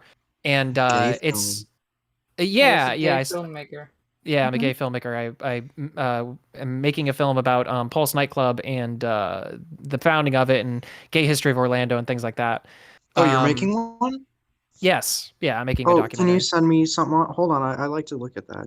I'm a filmmaker too. Let's fucking go. Oh, okay, cool. Yeah. Well, everybody will know as soon as it gets out there. I don't know you too well, Colton, but I am very friendly with everybody. Decision of my life. Say no. I am very friendly with everybody, so. All right, so this is why anyway, I would. I'd like to. You don't need internet friends, my guy. Just go touch some grass. Yeah. No. Well, before we move on, can I really quickly say, firstly, thank you, DMax, for sharing these stories, because I have a lot of male friends. Thank you for with telling us stories. about that time you got assaulted, DMax. That was really nice. It is really important. I have a lot of male friends who won't talk about things because men don't talk about these things, and they happen more often than people think. It was really nice of you, DMax. Look, I don't want to sit here and be like, look, I'm a victim of a victim of a victim. The reason why I pointed it out was just to say that, like, I'm about to completely disagree with you, so don't worry. Can I get caught if I expose my mother? Sorry. No, Colton, you cannot. So, like, what you describe is an experience that I've had at so many different types of events that it's not even funny. Like, when you were telling the story, I already knew both stories, because even what you're describing of should I take a main street or a back street, like, these are kind of things that I'm so sorry. As a female in America, I constantly have to think about, and even then, I'm not safe. Like, and you can talk about, like, the last time that I was, like, assaulted in a way that wasn't sexually noticed, that I have to qualify that. I was on a subway. It was like 5 p.m. and this person punched me in the head for literally no reason. I was sitting there. I wasn't doing anything, and they were out of their mind. And I was so in shock that when it happened, I was like, and everyone around me kind of like stood up towards this person and reacted before I did. And that's how I got out of that situation. But it was also a thing where, like, there were pregnant women around me. It was the middle of the day. Like, I agree with you that pride does seem to make some people, like, more emboldened, and they do seem to forget that, like, not everyone is in the festivities with you. 100% it happens. It happens to me. That's why, like, this is for us here in New York, this is Pride weekend. Like, at the bus stop, I saw all the people in Pride, and my first thought was, I'm not going into the city for any reason because I don't want anyone to touch me. Like, I'm very friendly. I will talk to you, but please don't fucking touch me. Stay out of my bubble. Stay out of my face. Like, if you touch me, we're not going to have a good time. And at Pride, people will touch you, people will kiss you, people will put stuff on you, people will say very explicit things at you. You know, that I would, as we can see, I'm willing to talk about stuff, but, like, I don't really like vulgarities just thrown at me, especially not in person. So, I mean, I'm just saying, this type of thing doesn't happen at the St. Patrick's Day parade. And as a matter of fact, they can keep things classy for the kids. I will say, and there's more drunk people there. Also, like, as a Puerto Rican, like, I would never go to the Puerto Rican Pride Parade. Do you know why? Because I would like not to go to try to celebrate my people and know that I'm going to be sexually assaulted. That's what the Puerto Rican Pride Parade is known for. It is horrifying. But what are you going to tell me? Well, we can't talk about Puerto Ricans because of the children. And it's like, no, I mean, I'm not saying that. I'm saying everything has its place, right? And I'm just saying that, like, do we need to involve kids in this type, like, in these discussions or in these things? There's a, like, it just seems as though there's a concerted effort to try to, because, like you said, we agree, right? It's a hard line, but it is true that LGBT at the end of the day is just fucking kink. Yeah. It's just kink. So talking about it with kids is discussing kink with children. All right, so I agree. I just think we do also, like, it comes down to the way we talk to our kids about sex in general. Like, there is this, like, do we don't talk to them about it at all, and then when they themselves are having feelings, their only option is degeneracy. Like, it's romance, like, and it's analogies, right? It's the birds and the bees. There's a way that, like, you can bring things up to kids that makes them understand the broader concepts of what you're talking about, and not having to, like, hit them over the head with the psychological or scientific terms for these types of things and get graphic. You know what I mean? So I guess that's my point. Yeah. Can the old white heterosexual guy that is the sexually repressed, absolutely not. Sexually repressed? Okay, so I think we have to. I think here's the problem. Here's the disconnect. If we go back and we look, what is the origins of the Pride Parade, right? So if you go back and you look, hang on. To frame this, I have a question for you about this very. So you're a father. You have 2 boys, right? Correct. And my understanding, as I do not have children of my own, is that children masturbate like very, very early on. Sometimes, like very, very early on. I don't know about that. I mean, I think it comes. Yes. It depends really on when they become kind of aware of that aspect of their life. I would say with boys, it's probably 13, 14, somewhere in there, maybe a little earlier with some. I would imagine with girls, it's probably around the same age, maybe a little bit later. I'm not for sure. I didn't raise a girl, so I don't know. But what has that got to do with pride? What's that got to do with Pride Parade and what I was fixing to say? So actually, because see, you don't know what I was going to say. Because I need to hang on. No. You don't need to frame. Go ahead. All right. Because I sat here and was quiet, and I've let everybody talk and everybody have their opinions, right? Okay. Yeah. So here's the problem, and this is the disconnect, and this is the problem for me. Okay, it's simple. So the whole origins of the Pride Parade comes from what happened in Stonewall in 1969. Okay. So the whole thing was to bring acceptance to the homosexual community, right? It wasn't about, because it wasn't about lesbians and it wasn't about transgenders. It was about gay, about being a homosexual male and having pride in that. Okay. That is the origins of it. All right. So then what happened was the whole thing was they wanted to be accepted for who they were. I have zero problems with that. I have zero problems accepting somebody for who they are. The problem is over the years, it got what's the word I'm looking for? It got, what's the, overbearing. People came in and took over it, right? To the point, co-opted. There you go. So the point where we're at nowadays is it has nothing. The quote Pride parades have absolutely, positively nothing about accepting gay lifestyle. Zero to do with it. It's all about coming out and showing your kinks. It's about showing your different fetishes and so forth. And the whole thing about it is this. As a parent, if you wanted to sit down with your child and you want to say, okay, listen, when your child gets to the age and they're in their teens, and you kind of have to have that talk with them because they're at the point where, okay, they're going to start having interactions with other young people their age. And so sexuality becomes a point of topic. Well, you got to have a talk with them, right? And so you explain to them, this is what a penis is, and this is what a vagina is. And sometimes people with 2 penises, they love each other and they have, intimacy, or 2 women or women with vaginas, whatever, they have intimacy, right? Or sometimes it's a man and a woman have intimacy. Okay, you can have that conversation. But the problem of it is when you want to sit there and you want to introduce it and say, okay, so this is a normal process. This is a normal thing that happens, right?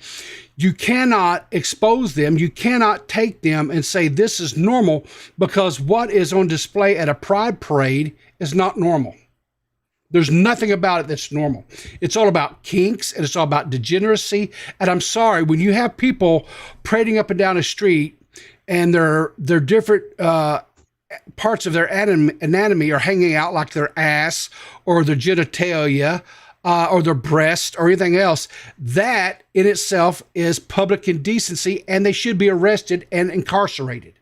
There are laws against that, but it's overlooked, and it's okay, it's fine, whatever, because it's, quote, a pride parade. So while you want to sit there and you want to teach your child that homosexual love or lesbianism love is fine and normal process and there's nothing wrong with it, you can't sit there and expose you can't take your child to because there's nothing that goes on with those things that is acceptable for a child to see. So they've totally lost the meaning. They're lost in their own sauce. And so rather than making it where you could go and look and be supportive of that, you can't even do that anymore. You can't, because it's nothing but degeneracy. So, period. Yeah. That's the problem. Because, and here's the thing, I, as a person who is not of that community, right? I can't go out and speak out against it because I am not accepted, right? Even though it's supposed to be an all-inclusive community, I am not welcome there because I am not part of that community. So, and it's like a conversation I've had with people around me that are friends that are of that community. I say, you guys have to put a stop to this because guess what? Everyone that I've talked to, they're not cool with that shit either. They're not cool with the degeneracy that goes on with these parades because they feel like it brings shame upon the community as a whole. And I said, well, you guys have got to self-regulate. You're part of the community. You have to say, hey, this is not cool. If they want to have a kink parade, go fucking have a kink parade. Whatever. Go do your thing. But it has nothing and should not have ever had anything to do with, quote, gay pride. Yeah, this is quite the conundrum we found ourselves in because I agree with you, people. I think that, people within LGBT, let's call it more centered people within LGBT, people who don't feel the need to display their kink in order to feel accepted. They do exist. The problem is that a lot of them do not end up speaking up because as marginalized, let's call it, as you feel in this conversation, not being able to have a voice, for them, it's actually in some ways, it's worse because yes, I agree. Not only are they not allowed to talk about those things because now it's internalized homophobia or internalized transphobia or whenever it is that they talk about these things, but it's also the case that they are now then putting themselves in a position where they are attacked by both sides. They're damned if they do and damned if they don't. There's a sector of the population who will never appreciate them because they are LGBT, and there's a sector of the population who won't, or a sector of their own kin who will never accept them because of their opinions. So it's a weird place to be in. I think it really what it comes down to, and the reason why I called in to begin with at all is just that I think that shame serves a purpose. Like shame is a very important thing because without shame we wouldn't be able to say, hey Colton, what you're doing is wrong, sir. You probably should not be DMing with women in a sexual nature. You should probably get out there and try to see if you can get a IRL bitch. Well, what's that done anyways? Shame doesn't matter. I'm autistic. Well, I mean, okay, so do you not feel shame? I do about certain things. I don't about, but it's very, I suppose it's rare. I've always been open about, I guess, being lonely. So it's not like I really care anymore. I just sort of, talk to people whenever I feel like it. Sometimes things like that happen. Well, do you realize that, kind of going along with, again, and I'm not putting a morality on this word. I'm just saying going along with that kind of degeneracy actually opens you up to being having a feeling of more loneliness than if you didn't.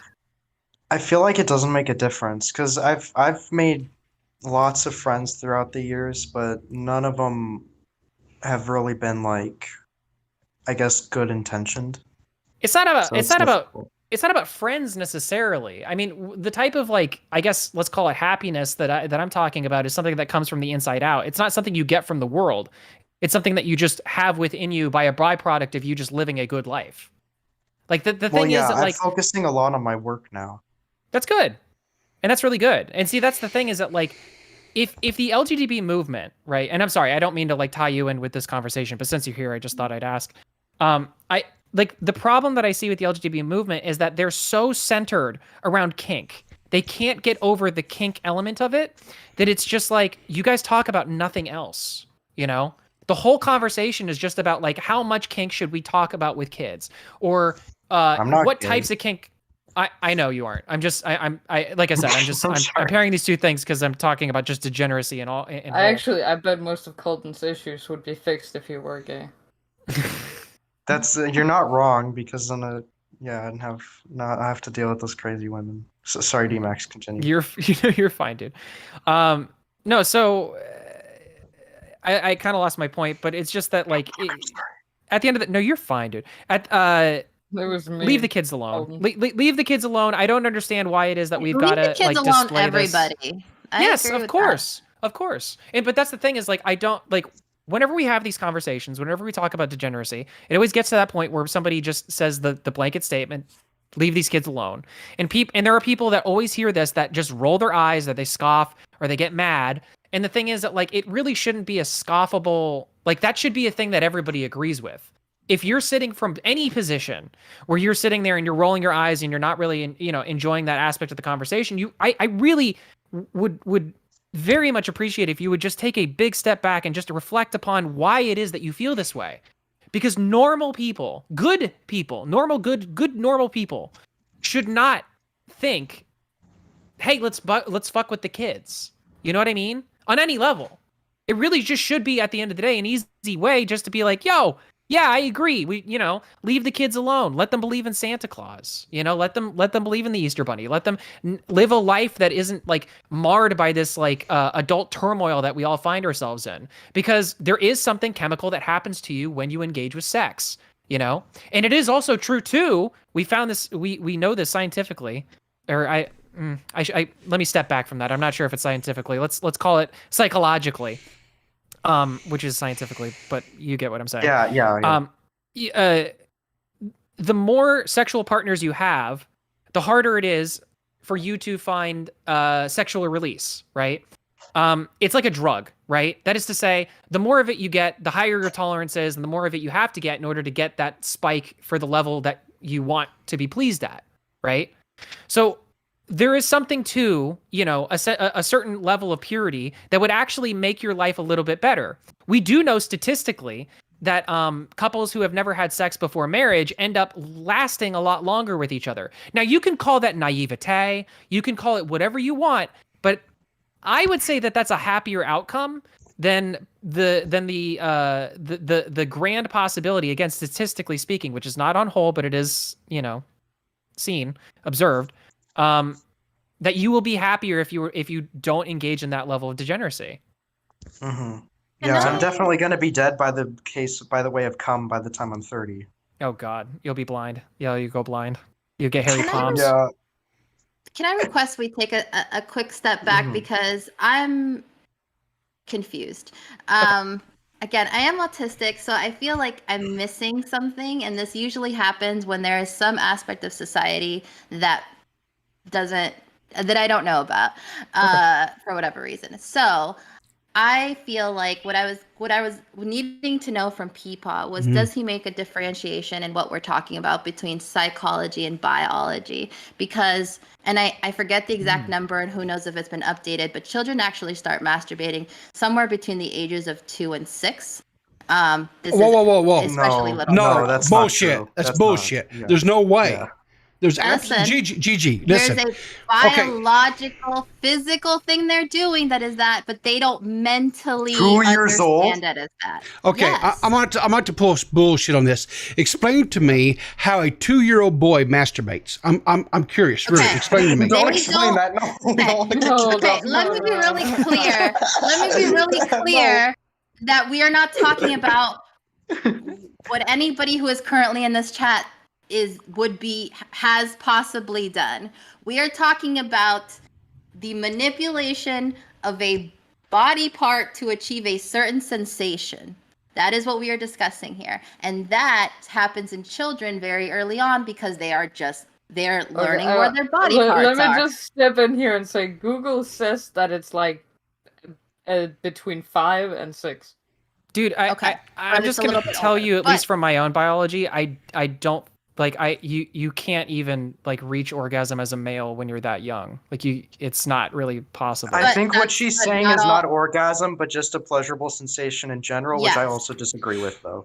Okay. Also, little girls Also, little girls absolutely do. But again, it's not a sexual thing because it is not about what they're doing is not about you're talking about the pure physical biology. All right. Yeah. So okay. What I can tell one aspect of things, and the psychology is what we're talking about here, which to me is a very distinct thing. And so all that I wanted to understand from people, which I now do understand from it being more of a psychological conversation, is that children need a better understanding of sex, and we need to talk to them about it as in the biology of it before, and maybe a lot of this. Can we stop this here, because this conversation is. No, Seth, let's talk about 2-year-olds masturbate. I think this is a wonderful conversation. What do you mean? I do. I think this is the point where we move on. So yeah, let's move on. So what I'll say, I'll answer your question. I'm sorry to bring up. Nope. So here's what I'll tell you, right? Yeah. You cannot, and as I'm pretty sure out of all the people that's in this conversation right now, I'm the only one that's had any children, right? Raised children, so forth, right? What I'm going to tell you. So what I'm going to tell you is this: as a father, you 100% cannot have a conversation of any type of where the child can understand about sex, right, or the biological function of sex, right, when they're 2 to 6 years old, because they can't listen. They don't even know what trying to get them to understand food is. They don't. You're barely getting them to. I'm telling you. That guy who got cucked. Do you guys remember that guy? Yeah. Well, I don't think he got cucked, but whatever. But here's the problem, right? No, God. They cannot. You cannot have a. They don't know how. They can't. They're barely learning how to process how to tie a shoe, right? How to dress themselves, right? The only thing that, as far as that type thing is you teach a child, and it's real simple, that nobody touches you there, period. That's the end of the conversation. Yep. That is the beginning and the end of the conversation, period. Because their brains cannot process anything past that. And I don't give a shit what psychologists say or philosophers or any other bullshit. I don't, because they are speculating and they're trying to spin a tale that towards what they want. I'm telling you, as a parent who's raised a child, I'm still trying to get them to not stick a freaking fork inside of a damn electrical outlet. Tell them no. I mean, their brains are mush. Can I just make? I'm sorry. Can I just make the point too that like what I had said before about the whole thing with like the sex being very similar to like a drug? I would say, and it's my morals have developed as I've gotten older. You know, I haven't always felt this way. I haven't always thought this way, but this is now what I'm thinking. What I will try to do with my children when I have them is I think that sex should be seen as a drug, and that is to say that I believe, like personally, from my own, you know, I guess libertarian perspective, I think like you should be allowed to do whatever drug you want to do if you were an adult. Now, I have the same caveat with that with sex, and I would just say that like you need your prefrontal cortex to be fully fucking developed, right? You need the part of your brain that grows, you know, when by the time that I think it's like what 25 or something like that. It varies between people, right? That should be fully formed before you experiment with pretty much anything. Because I don't think that you're a full-fledged adult and you're going to mess with your own body chemistry, perhaps for the rest of your life, if you try to engage with this stuff in that way. So I think that we have a lot of evidence for like pot, for instance, with that kind of thing. But I think I would be surprised if it weren't very similar effects with like with sex, right?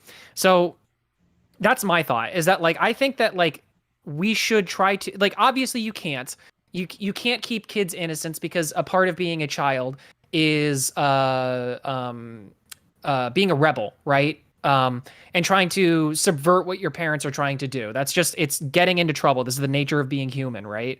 But we should try our hardest to maintain that level of innocence for as long as possible, because there are many other things in life that are so much more important to understand than just pure pleasure, which at the I gotta stop doing this, which at the end of the day is really what we're talking about, is pleasure. Pleasure is not the most important thing about in life. It is not even on the top 10. Not even on the top 10. Matter of fact, it's actually humor. It's honestly a different form of pain, really, when you think about it. Pleasure is nothing more than a variation of pain. It's just when do you feel the pain? Is it short term or long term? Wow, DMax, can I say it's actually one of it's in my top 3 values is pleasure. But that's the thing is I don't think. I mean, in all things, I want to enjoy food. I want to enjoy life. I think we should prioritize enjoying things. That is what I mean by that. Okay.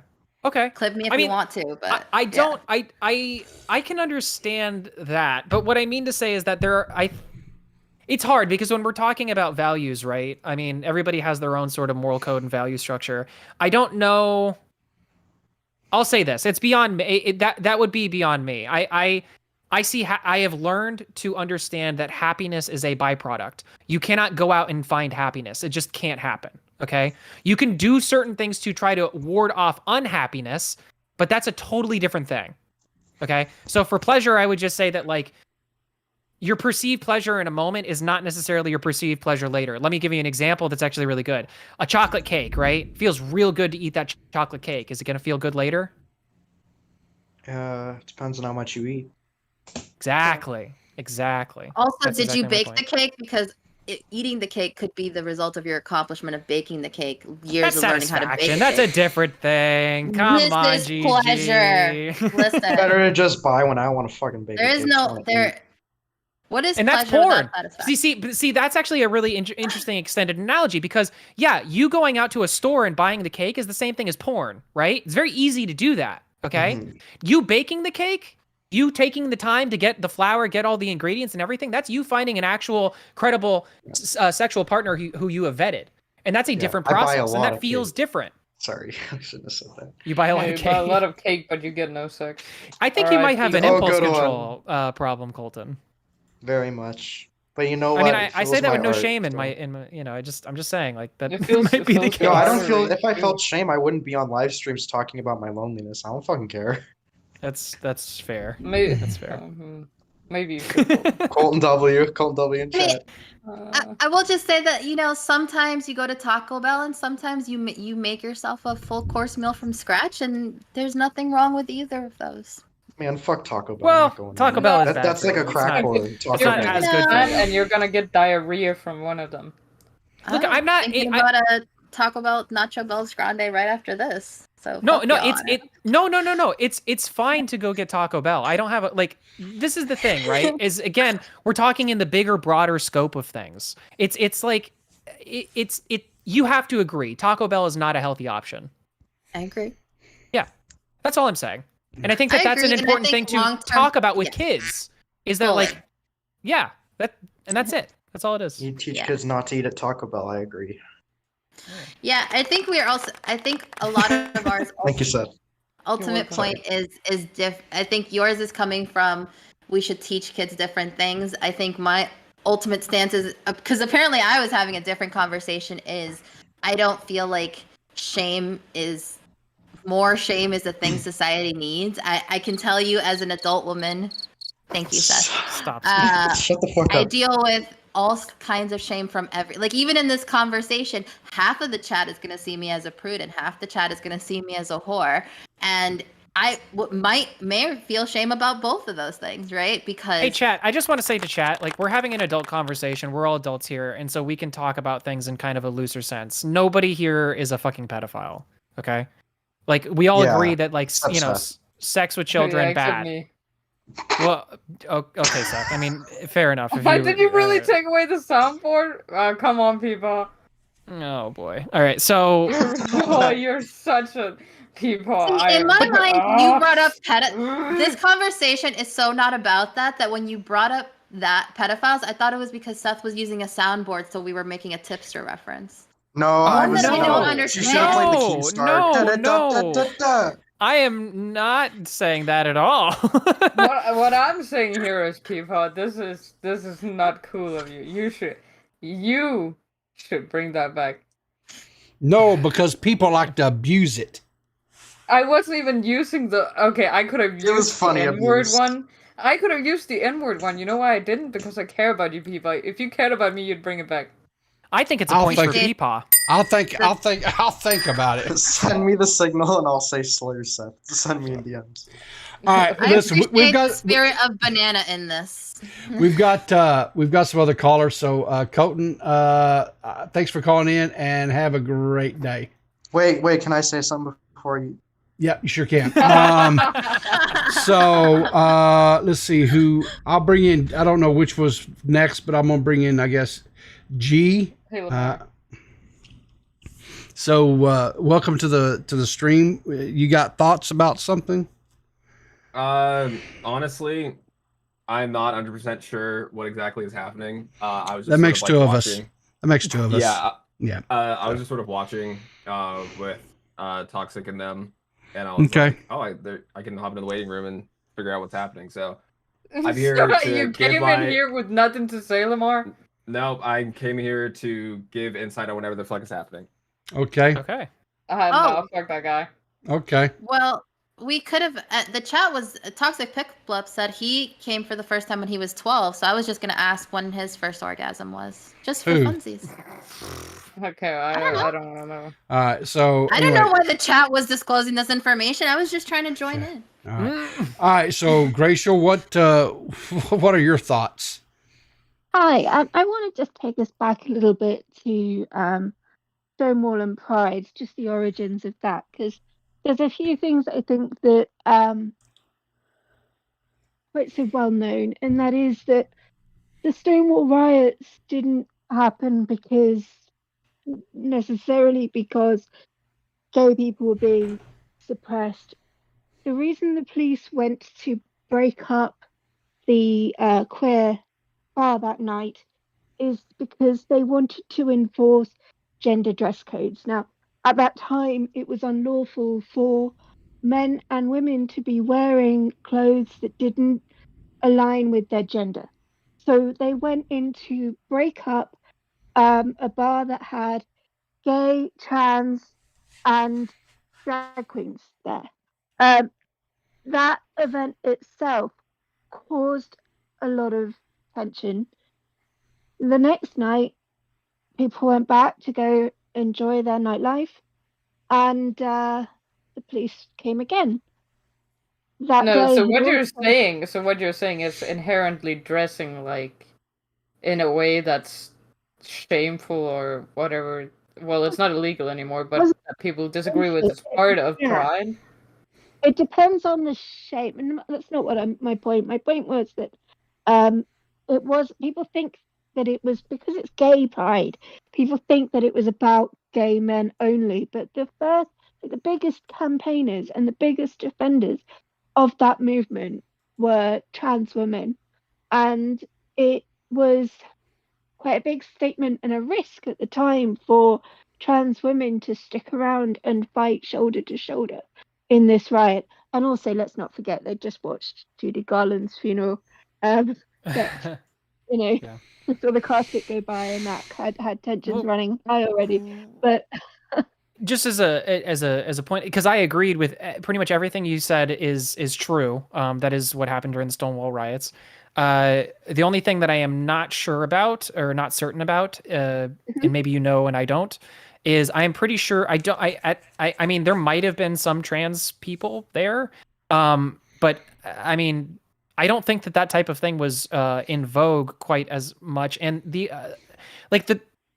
transgender thing is like, it's kind of a hard thing the further back you go, because transgender and transvestite, which I am using as the term what it is. I'm not using it as a disparagement. I'm saying transvestite, which is what was referred to by people like Eddie Izzard as a transvestite, famously. That is to say, he is a man. He's like he labels himself a male lesbian, is the way that he puts it. He wears female clothes, but still likes women. Yeah, she now goes by she, they pronouns. Earlier this year, came out that they believe that they are trans as opposed to being a queer man in that sense. Yeah. It's sorry. not. My point is just to say that that these like this whole thing about like sex being a different thing than gender, or those two being two different terms, that was not around back then. So you have to kind of look at these. It was in the 30s. There was Magnus Hirschfeld was a scientist, a psychologist who had an institute in Germany that was one of the first sites that a certain German party in World War II targeted before enforcing Jewish people to wear identification on their normal everyday clothes.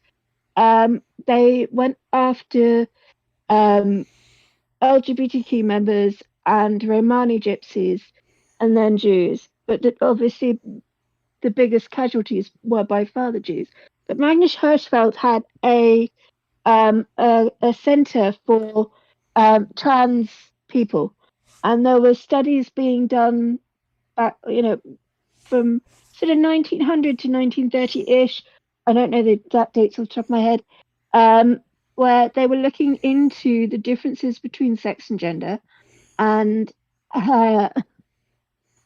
what would be required for a person to transition, and that certain German party destroyed all the records.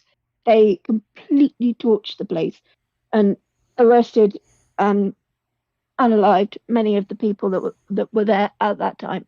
So there is anecdotal evidence going back for centuries, if not thousands of years. We know that there were transgender people in the Roman era. We know there were some in ancient Greek era, which is why we know that when like the whole sort of tale around the Isle of Lesbos, the only man that went were trans women. So it's not quite as cut and dry as people think it is. And that's all well and good. My issue with that is I don't think that I don't believe I'm not sure. Maybe they were, but I am not certain that the gays that were involved with the Stonewall riots were really up on their skewed German biology. You know what I mean? Like I don't know. Like, well, my point is still that like this idea of like the separation between gender and sex was not something that they understood at that point. This is a very, very, very new thing, like to be understood like widely. Now, you could say that they were still studying this at this time. I mean, every aspect of science or every aspect, especially of psychology, comes from somewhere. I just think that. Well, yeah, that's just my point. It's just that I don't think that they were really thinking in those terms. And I agree, the drag queen stuff has always been a part, and this is why it is a big part of Pride. Is that because of the Stonewall riots, that's where it comes from. That's its origin. Marsha P. Johnson is the most famous quote unquote drag queen. She identified as a woman, but history has kind of labeled her as a drag queen.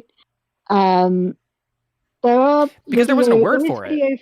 That's the thing, is I don't know if transgender was necessarily. No, is it Stars the Sweet Transvestite Association, something like that. Which I thought you might get that. Yes. Yeah. And she was a member of that, which at that point there were no real definitions between the words transvestite and transgender, and sometimes they would be used interchangeably. But if you spoke to a trans person, and I watched a really interesting video the other day that was footage from the 60s. It was trans women from the 60s who were talking about their gender, and they were asked about their what sex they were. And I know that sex is we now know very much so is the biological term compared to the social construct of gender. But at that time, then they were asked, what is your sex? And they say, well, we were born male, but everything we do in our lives, the way we live, everything is as a woman. So it has been, I think, it's more fair to say it's a debate on names and usage of words that has evolved rather than the construct itself. I think that's, do you know what I mean? I think I understand what you're saying. I think it's hard for me when we have these conversations because I don't know how I feel about personally, and this is allowing everybody to have their own reality, and in whatever way that is, whatever way that manifests. I don't know how I feel personally about the idea of separating sex and gender. Because I don't know if I fully understand that, because there's one aspect of that I really cannot parse with, and that is how we can have transgenders at the same time as we can have non-binaries. To me, I feel as though it should be one or the other. Well, if you ask somebody that's trans and somebody that's non-binary on how they see themselves, usually somebody who's transgender is their gender is not the gender with which they were assigned at birth. That's not how they know themselves to be inside. And non-binary it falls under the trans umbrella, right? And this is where it gets like the whole alphabet mafia some thing don't. really goes some into adamantly do not, actually. So exactly. I've known some non-binaries that are adamant that they do contested. Not. It's hotly contested, but yes. This is where it gets really messy. But most people that, in my experience, that I know that are non-binary, don't really register with either gender. They fall. I think when I was younger, the term would have been androgyny, right? Where you couldn't really sort of tell you if they were more feminine, masculine. If it's such a nuanced topic. See, but that's the issue, though, is that like androgynous. When you describe somebody as androgynous, that's you explaining how you perceive someone. It's not a feeling that you have personally. It's not like you can't just say I am androgynous. It's like, well, that's up to somebody else. It's an adjective. Yeah. Yeah. That's just I'm neither non-binary or trans. Sure. I am queer. So I can speak from from what I've learned from people around me. But that's my very loose, basic understanding of the differences. Do you understand my point, though, about the difference, like why I can't parse with like transgender at the same time as non-binary, right? And I'm not talking about the non-binary that falls under the trans umbrella. I'm talking about the non-binary that says that it's its own separate thing. Because like on the one hand, you have people who are saying that they are the opposite, and I have to use my terms wisely here because it's hard because with the gender and sex thing, they're the opposite gender from what they were assigned at birth, right? So that is to say that their sex, I believe, right? I'm saying this correctly. Their sex is like, for instance, if it's a male and it's a biological male at birth, and then they are transgender, it's a transgender woman is their sex. Their gender is male. Your sex cannot change. Your sex can't change. Okay, sorry. Your sex is the one that can't change. Your sex is the biological aspect. I always get this mixed up. Every single time. Every time we had to reference this in the movie, I always had to look it up because I always got it wrong. That's okay. But there's some really interesting videos and lectures and stuff out there from biologists who talk about this particular subject that are worth looking up. If I can remember any of them, I'll send you some links. Please do. It's been a little while. I guess my broader issue, and maybe how I can wrap this up, is just to say that, like,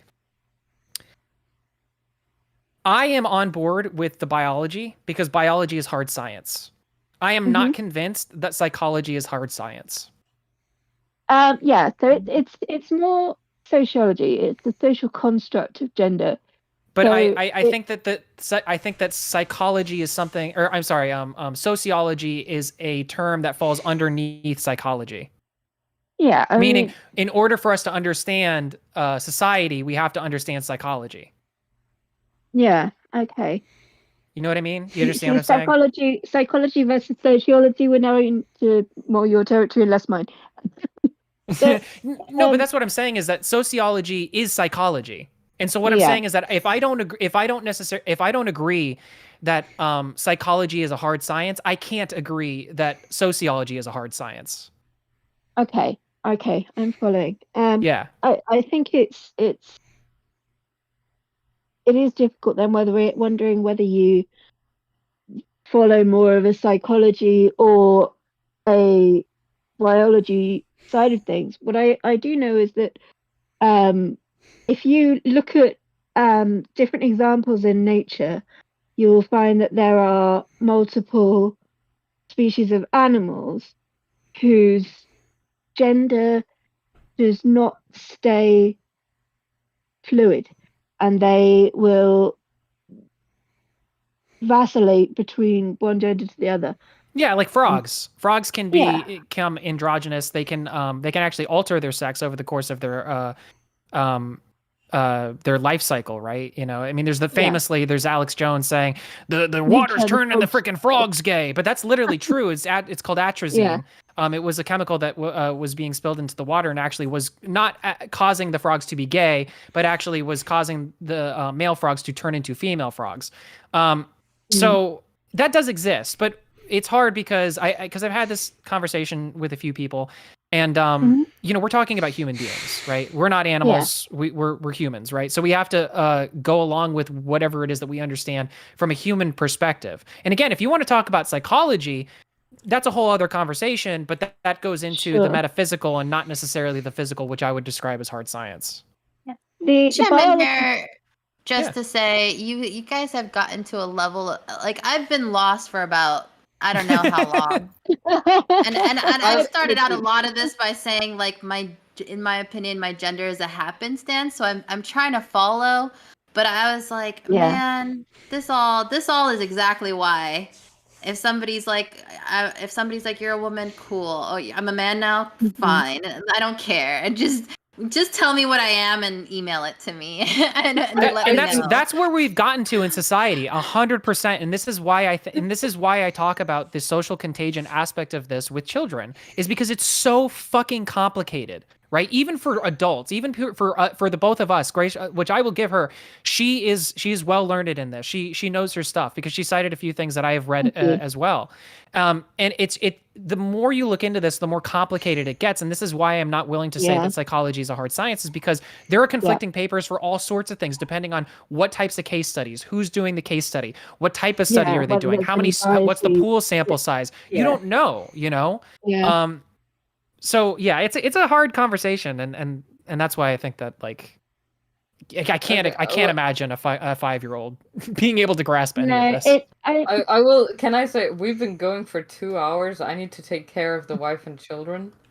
Okay. Oh, fair enough. All right. I thought I was your wife. Yeah. Oh well, Grace, we'll get.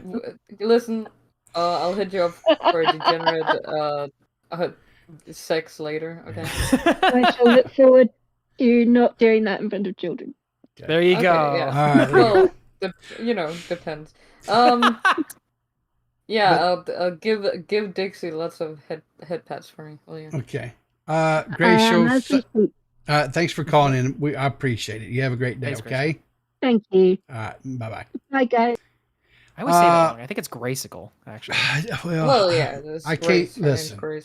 I can't say anything. So anyway. So, yeah, we've been going for 2 hours. I do have some things I need to get done as well.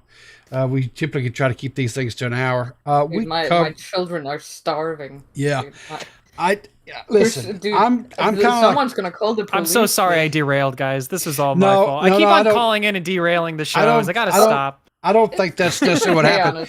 I'll be honest. I'm kind of with Gigi on this. I don't understand all this. I don't even pretend to understand the whole anything past the Q and you get into the T plus all that other stuff. I don't understand it. I don't think my brain is big enough to understand it. All I will say and what I do is I don't care about that. I treat people as decent as I possibly can based upon how they treat me. If they're good people and they have a good heart and they treat people decent, and I think that's all we can aspire. I try to do my best to refer to them in the proper way. If they tell me this is the way, okay, then that's the way I will do it. I'm respectful in that manner. I think that's all we can ask of anybody. And past that, I don't think it matters. It doesn't. Honestly, I just I disconnect when these conversations come up because I've had them so many times. And you know what, I have it, and so maybe that's because I'm somewhat drawn to these because I'm still trying to put all the pieces together and the puzzle pieces together, because this is kind of a world that I've never really, and I think you can be, but again, I boil back down to just be respectful. I don't think we necessarily have to get out here and stomp it's hard to do though, and I think everyone in the community has been complaining about this purity testing stuff, but you've all heard me say in this call, like, I don't really do the gender stuff because it's confusing to me and I don't care that much about it. I've been told that's an offensive stance to have because it is your privilege that you are able to have that stance. And I'm like, listen, this is what I showed up with, and that's what I'm working with, and I have so much pity for the people for whom this is something that is a bigger part of their life, because it sounds awful and exhausting to have to like do this, but at the same time, like it's very hard for me to empathize because like I've never had body gender dysmorphia. It's hard, and sometimes and then it's on top of that complicated. I'm like, look, just tell me where to go to the bathroom or what do you need from me? And it's getting wild at hospitals. My friend is a nurse somewhere in Florida, and they wanted them to start asking people both their gender and their sexual orientation like as part of the intake for going into the hospital. Why? And I'm like, oh yeah. And then in a separate section, they were going to do what was called an organ inventory because they needed to know what was happening, and this all came about. Yeah, like the nurses need to know what's going on downstairs or a vagina. Yeah. So they have. We lost JFA. Yeah. Okay. Well, you know what? I don't blame him. I'm gonna go feed the kids. Okay. Wait. I just got one thing, and then I will leave you guys to it. Okay. And this is not related. Okay. I was having a conversation. We were having like a dinner, with my family, and my cousins were there, and my two cousins are high school age. One of them just graduated high school, and the other one is, I believe, a sophomore. And we were just having our normal, family conversations, and all of them are like me. They're all heady weirdos who like to talk out their ass about shit, right?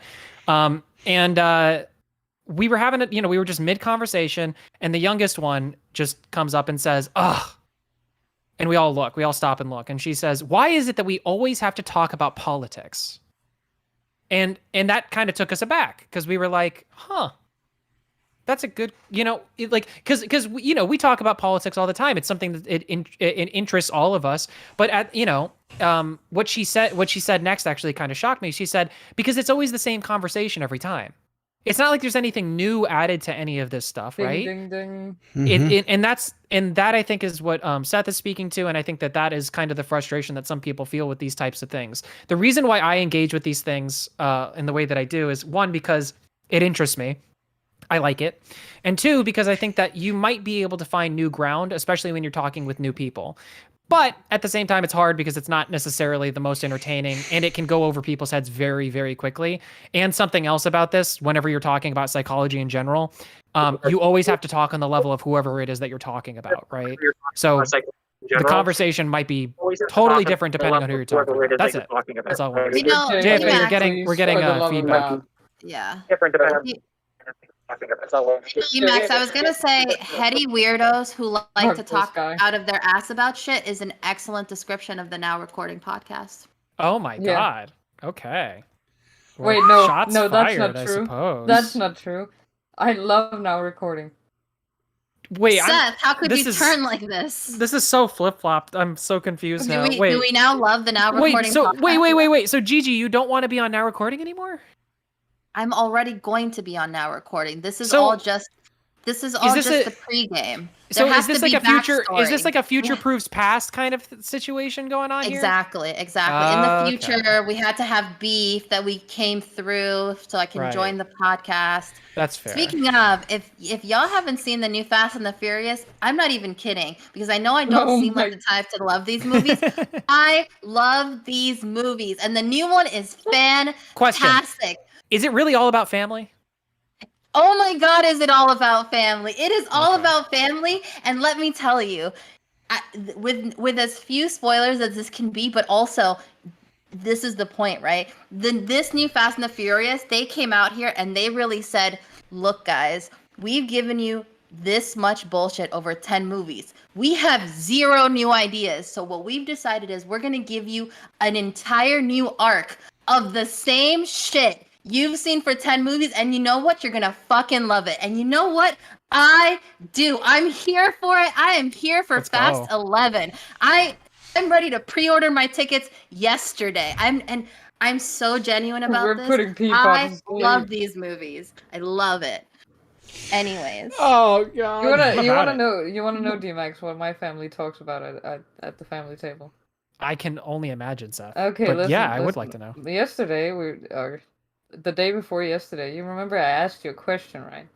In the DMs, I asked you if there was a survival apocalyptic scenario, what would you do?